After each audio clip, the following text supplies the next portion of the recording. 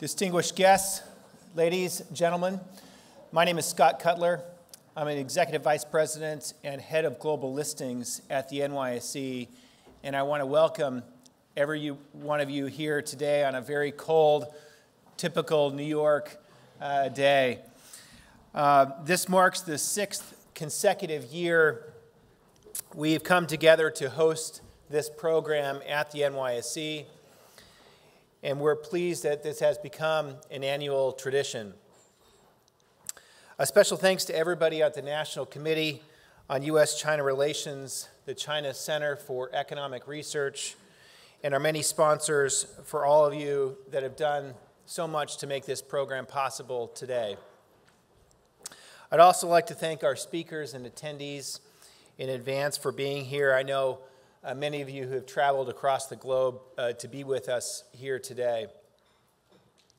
Your presence is a powerful economic symbol representing the business ties between our two countries. We're off to an exciting year, actually.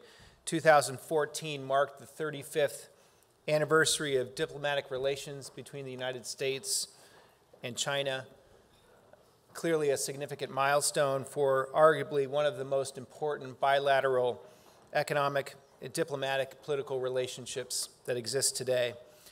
I'm pleased to report at the NYSE that 2014 was a terrific year, and we're very optimistic about what 2015 has to bring. We were the leader in global capital raising last year, as we have for the last 6 years.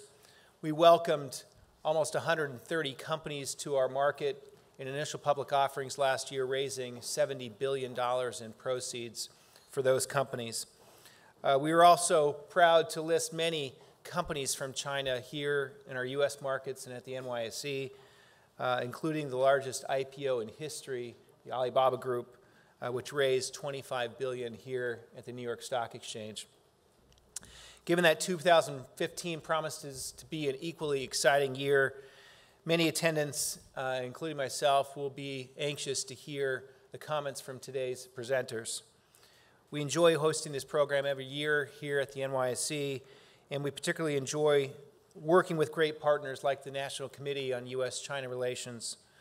I'd now like to turn it over to the President of the National Committee on U.S.-China Relations and our friend, Steve Orlins. Steve.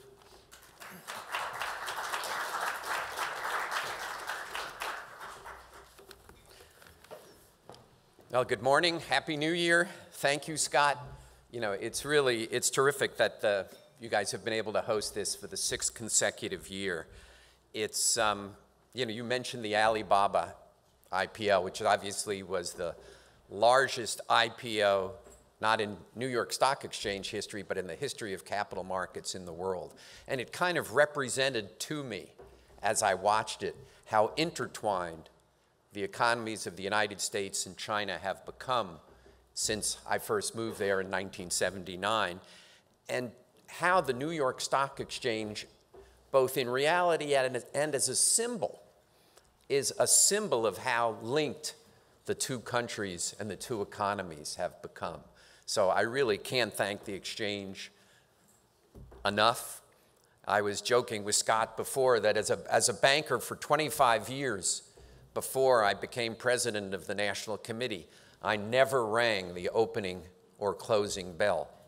As president of the National Committee now for 9 years, I have rang the opening and closing bell with many in this room 3 times. But let me just thank you know, our sponsors for today. We've got Excol, Ernie Thrasher here, who's helped provide the funding for this.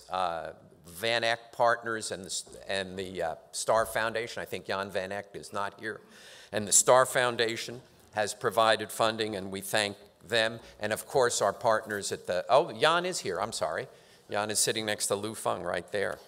And the Star Foundation. Hank Greenberg is not joining us this morning, but we spent yesterday actually in meetings with the speakers today, with a group of U.S.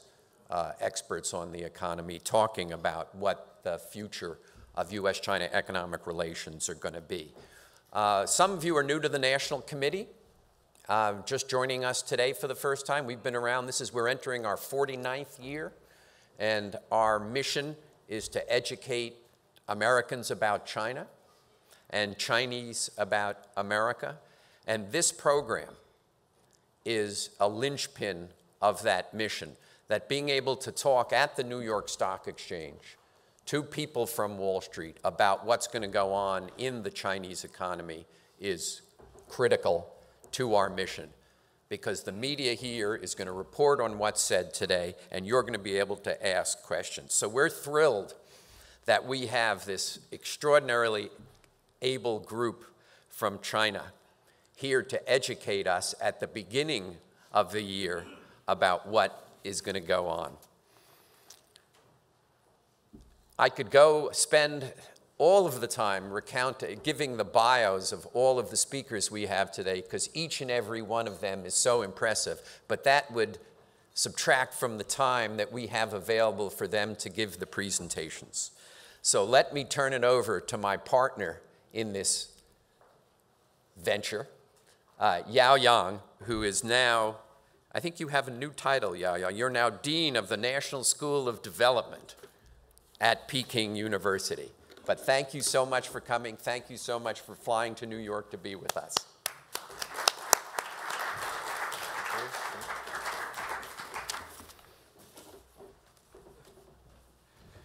Good morning.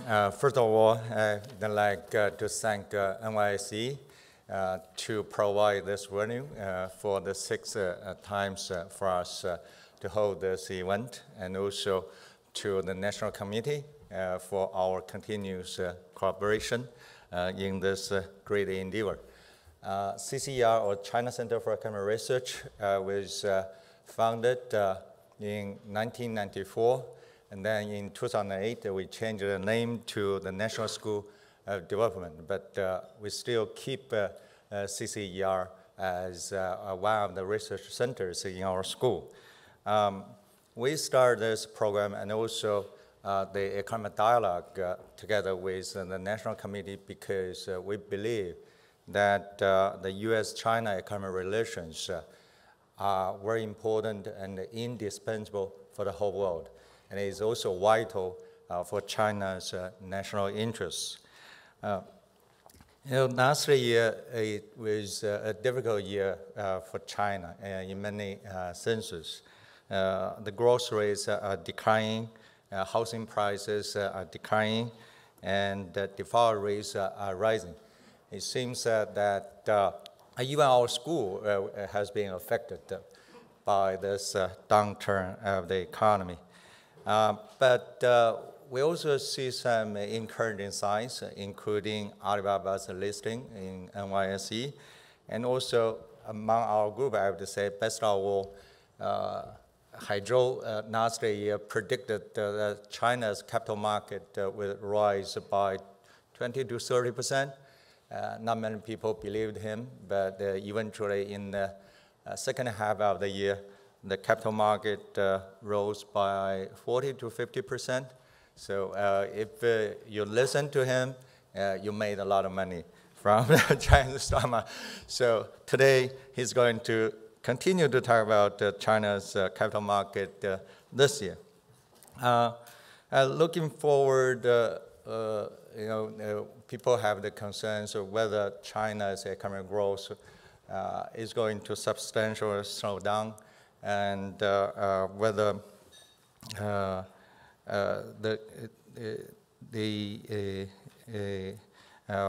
let's see, how will the capital market look like this year and in the future several years, and what are the impacts of the rising debts among the local governments, and what's the impact of China's outbound investment. Last year, probably China's outbound investment surpassed China's inbound investment. So that's a historical time. So today we are going to listen to our distinguished experts from China to talk about those issues. And also, I'd like to thank all the sponsors for this event, and also the Economic Dialogue, particularly ESCO, 1X, and the Star Foundation. Thank you all.